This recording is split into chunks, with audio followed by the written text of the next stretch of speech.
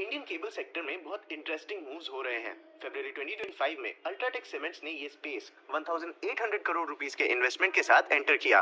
मार्च 2025 में अदानी ग्रुप ने भी अनाउंस किया कि वो इस स्पेस में एंटर करने वाला है। इतना तो क्लियर था कि इस इंडस्ट्री में काफी पोटेंशियल है और जाइंट कॉन्ग्लोमरेट्स भी इस पोटेंशियल में इंटरेस्टेड हैं।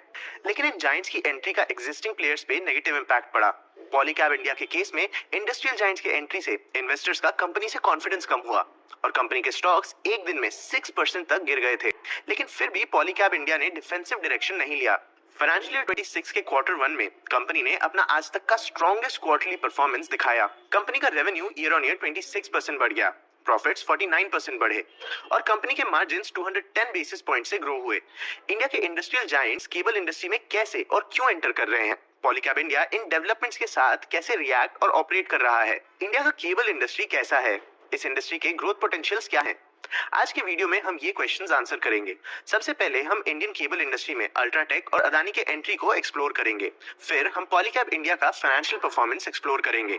हम इंडिया की केबल इंडस्ट्री का करंट कंडीशन भी देखेंगे। एंड में हम इस इंडस्ट्री के ग्रोथ प्रोस्पेक्ट्स भी एक्सप्लोर करेंगे। चलिए शुरू करते हैं। सबसे पहले इंडियन केबल इंडस्ट्री में जायंट्स की एंट्री। अल्ट्राटेक सीमेंट और अदानी ग्रुप इंडिया के केबल इंडस्ट्री में रैंडमली एंटर नहीं कर रहे। दोनों कंपनीज इंडिया के इंफ्रास्ट्रक्चर डेवलपमेंट से रिलेटेड सबसे क्रिटिकल इंडस्ट्री में बेट ले रहे हैं। अल्ट्राटेक सीमेंट्स अगले 2 साल में 1800 करोड़ रुपीस इन्वेस्ट करके इंडियन केबल इंडस्ट्री एंटर करेगा। अल्ट्राटेक सीमेंट्स के पास फाइनेंशियल रिसोर्सेज हैं, इंडिया के कंस्ट्रक्शन इंडस्ट्री में एस्टैब्लिश नेटवर्क और ब्रांड भी है और लार्ज स्केल मैन्युफैक्चरिंग ऑपरेशंस में एक्सपीरियंस भी है। लेकिन कंपनी का नेटवर्क कंपनी का सबसे बड़ा स्ट्रेंथ है। अपने सीमेंट डीलर नेटवर्क के थ्रू कंपनी के पास ऑलरेडी स्ट्रॉन्ग ब्रांड प्रेजेंस है। केबल्स के डिस्ट्रीब्यूशन के लिए स्पेशलाइज्ड नेटवर्क की जरूरत होती है और कंपनी का कंस्ट्रक्शन इंडस्ट्री में एग्जिस्टिंग रिलेशनशिप्स कंपनी के लिए बेनिफिशियल हो सकता है। अदानी ग्रुप के लिए इस स्पेस में एंट्री उन्हें वर्टिकल इंटीग्रेशन का बेनिफिट देगा। Adani group already power production और डिस्ट्रीब्यूशन में इन्वॉल्व है। अदानी ग्रुप इंफ्रास्ट्रक्चर इंडस्ट्री में भी इन्वॉल्व है। इन तीनों इंडस्ट्रीज में प्रेजेंस से अदानी ग्रुप को सिनर्जीज का एडवांटेज मिलता है। केबल्स मैन्युफैक्चरिंग के through Adani group cable sale और वर्टिकली इंटीग्रेट भी कर सकता है। मतलब अदानी ग्रुप केबल सेल करने के साथ साथ उसे अपने दूसरे सेक्टर्स में रॉ मटेरियल की तरह यूज भी कर सकता है। इंडिया का इंफ्रास्ट्रक्चर बूम इन दोनों प्लेयर्स के लिए इस इंडस्ट्री में एंट्री काफी ल्यूक्रेटिव बनाता है। गवर्नमेंट केपेक्स, रिन्यूएबल एनर्जी का एक्सपेंशन, डेटा सेंटर्स का ग्रोथ और ग्रोइंग अर्बनाइजेशन भी इन दोनों प्लेयर्स के लिए इस स्पेस में काफी बेनिफिट्स ला सकता है। जैसा मैंने बताया, इन जायंट्स के एंट्री से इन्वेस्टर्स का पॉलीकैब इंडिया से कॉन्फिडेंस कम हो गया था। लेकिन पॉलीकैब इंडिया ने फिर भी फाइनेंशियल ईयर 26 के क्वार्टर वन में काफी स्ट्रॉन्ग फाइनेंशियल परफॉर्मेंस दिखाया। चलिए अब ये परफॉर्मेंस देखते हैं। फाइनेंशियल ईयर 26 के क्वार्टर वन में कंपनी का रेवेन्यू ईयर ऑन ईयर 26% बढ़ा और 5,906 करोड़ रुपीस तक पहुंचा। कंपनी का core wires and cables business 31% बढ़ा। इस सेगमेंट ने 5,131 करोड़ रुपीस का रेवेन्यू जनरेट किया। केबल सेगमेंट का रेवेन्यू वायर सेगमेंट के रेवेन्यू से ज्यादा था। मतलब कंपनी अपने high margin product successfully push कर रही थी। केबल सेक्शन में भी लो एंड मीडियम वोल्टेज केबल्स ने सेगमेंट को डोमिनेट किया। पॉलीकैब का मार्केट शेयर भी स्ट्रॉन्ग है। कंपनी का ऑर्गेनाइज्ड केबल मार्केट में लगभग 27% मार्केट शेयर है और तो और कंपनी का प्रॉफिटेबिलिटी भी हेल्दी था। कंपनी का EBITDA 47% बढ़ा और EBITDA मार्जिन्स 210 बेसिस पॉइंट से बढ़ के 14.5% तक पहुंचे। कंपनी का कंसोलिडेटेड प्रॉफिट 49% बढ़ा और 600 करोड़ रुपीस तक पहुंचा। दूसरे फाइनेंशियल मैट्रिक्स देखें तो कंपनी का net cash position quarter on quarter 2,457 crore rupees से 3,116 करोड़ रुपीस तक पहुंचा। कंपनी का वर्किंग कैपिटल डेज भी मार्जिनली 44 डेज से 43 डेज तक कम हुआ। कंपनी ने FMEG या fast moving electrical good space में भी डाइवर्सिफाई किया है। फाइनेंशियल ईयर 26 का क्वार्टर वन कंपनी का सेकंड कंसेक्यूटिव प्रॉफिटेबल क्वार्टर था। फाइनेंशियल ईयर 26 के क्वार्टर वन में कंपनी ने 2.1% EBIT मार्जिन रिकॉर्ड किया। फाइनेंशियल ईयर 25 के फर्स्ट क्वार्टर में कंपनी का EBIT मार्जिन नेगेटिव 0.7% था। मतलब इस सेगमेंट में कंपनी के लिए टर्न अराउंड आया है। कंपनी के सोलर कैटेगरी में भी year on year growth double हुआ। कंपनी के परफॉर्मेंस का जियोग्राफिक ब्रेकडाउन करें तो domestic cable segment year on year 32% grow हुआ। नॉर्थ और साउथ इंडिया ने स्पेशली इस सेगमेंट में ग्रोथ ड्राइव किया। इंटरनेशनली कंपनी का export revenue year on year 24% बढ़ा और लगभग 307 करोड़ रुपीस तक पहुंचा। टैरिफ हेडविंड्स के बावजूद कंपनी का एक्सपोर्ट सेगमेंट ग्रो कर रहा है। मैनेजमेंट ने फाइनेंशियल ईयर 26 के क्वार्टर वन में यूएस मार्केट्स में फेवरेबल कंडीशंस हाईलाइट किए। इंडियन इंपोर्ट्स यूएस मार्केट्स में 10% टैरिफ पे करते हैं। कंपैरेटिवली चाइना ने यूएस मार्केट्स में 55% टैरिफ्स फेस किया। कंपनी अपने इंटरनेशनल प्रेजेंस से एक strong alternate revenue stream build कर रही है। लेकिन यूएस के इंटरनेशनल ट्रेड रिलेशंस काफी वॉलेटाइल है, तो फ्यूचर में कंपनी का यूएस मार्केट में सिचुएशन चेंज हो सकता है। कंपनी के इस ग्रोथ के पीछे 3 मेजर रीजंस हैं। इंटीग्रेटेड इकोसिस्टम, मैन्युफैक्चरिंग सिनर्जीज और प्रोडक्ट इंटीग्रेशन। चलिए इन तीनों रीजंस को समझते हैं। पहला रीजन है integrated ecosystem. Polycab India cables के साथ साथ स्विचेस, लाइटिंग फिक्सचर्स, फैंस और सोलर इक्विपमेंट भी मैन्युफैक्चर और सेल करता है। इसके कारण कंपनी अपने क्लाइंट्स को इलेक्ट्रिकल प्रोडक्ट्स का एक बंडल प्रोवाइड कर पाती है। इससे कंपनी के क्लाइंट्स के लिए स्विचिंग कॉस्ट बढ़ जाते हैं। मतलब अगर पॉलीकैब इंडिया के क्लाइंट्स कंपनी के कॉम्पिटिटर्स में स्विच करना चाहते हैं तो उन्हें अपने सारी प्रोडक्ट रिक्वायरमेंट्स के लिए मल्टीपल सप्लायर्स ढूंढने पड़ सकते हैं। इससे पॉलीकैब इंडिया का कस्टमर स्टिकीनेस बढ़ता है। दूसरा रीजन है मैन्युफैक्चरिंग सिनर्जी। केबल मैन्युफैक्चरिंग के कारण कंपनी के पास कॉपर प्रोसेसिंग में एक्सपर्टीज है। इससे कंपनी मोटर एप्लीकेशंस में भी डाइवर्सिफाई कर सकती है। कंपनी के वाइड प्रोडक्ट वैरायटी के कारण कंपनी को शेयर्ड सेफ्टी सर्टिफिकेशंस और टेक्निकल एक्सपर्टीज के बेनिफिट्स भी मिल सकते हैं। कंपनी के रिसर्च एंड डेवलपमेंट इन्वेस्टमेंट्स से सिर्फ एक प्रोडक्ट की जगह पूरे पोर्टफोलियो को बेनिफिट मिल सकता है। थर्ड रीजन है प्रोडक्ट इंटीग्रेशन। जैसे कंपनी का वाइड प्रोडक्ट वैरायटी कंपनी के क्लाइंट्स का स्टिकीनेस बढ़ाता है, वैसे ही वाइड प्रोडक्ट वैरायटी कंपनी को सेम क्लाइंट से मल्टीपल रेवेन्यू स्ट्रीम्स भी जनरेट करने देता है।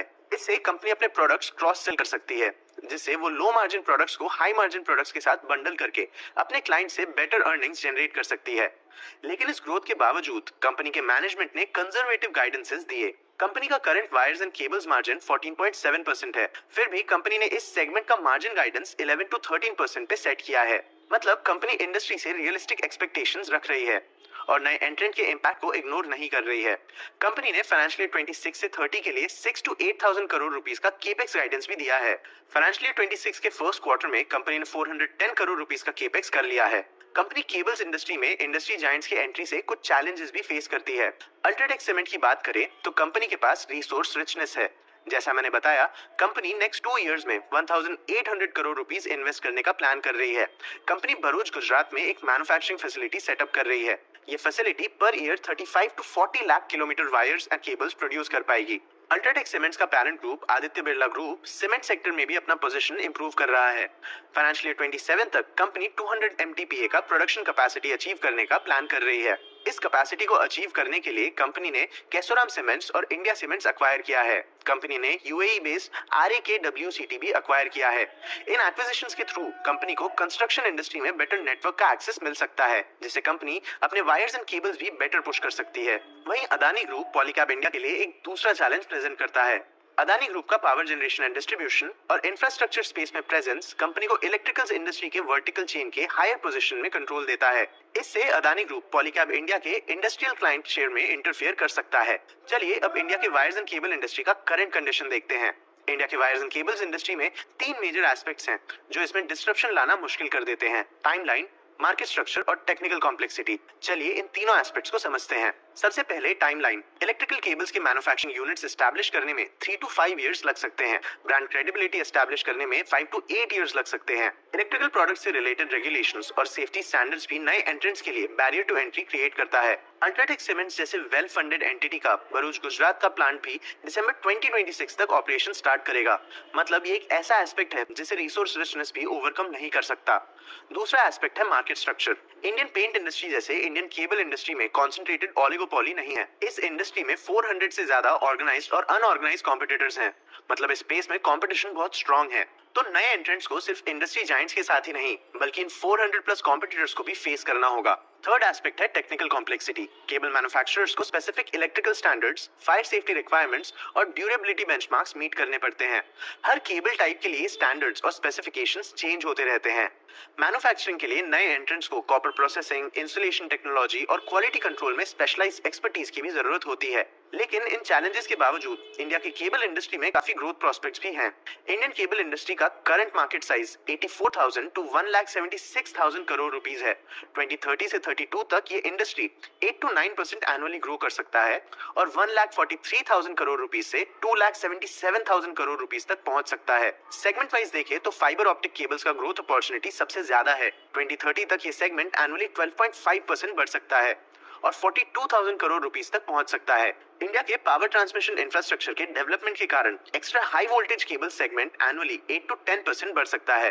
रिन्यूएबल एनर्जी केबल सेगमेंट भी एनुअली 15% का ग्रोथ अपॉर्चुनिटी प्रेजेंट करता है। इंडिया 2030 तक 500 गीगावाट्स का रिन्यूएबल एनर्जी कैपेसिटी टारगेट कर रहा है। इस गोल को अचीव करने में केबल इंस्टॉलेशंस के कारण इंडस्ट्री में ग्रोथ अपॉर्चुनिटी काफी ज्यादा है।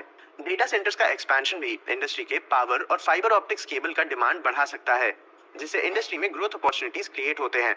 लेकिन ये अपॉर्चुनिटीज सिर्फ पॉलीकैब इंडिया को फायदा नहीं देंगी। इन अपॉर्चुनिटीज का फायदा अल्ट्राटेक सीमेंट्स और अदानी ग्रुप भी उठा सकते हैं।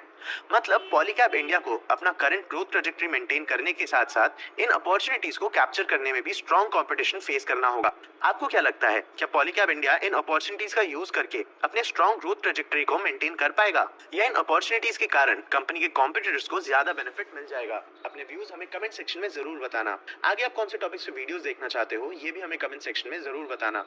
अगर ये वीडियो आपको इन्फॉर्मेटिव लगा तो इसे लाइक और शेयर जरूर करना। ऐसे ही और वीडियोस के लिए चैनल को सब्सक्राइब भी कर लेना। आज की वीडियो के लिए इतना ही।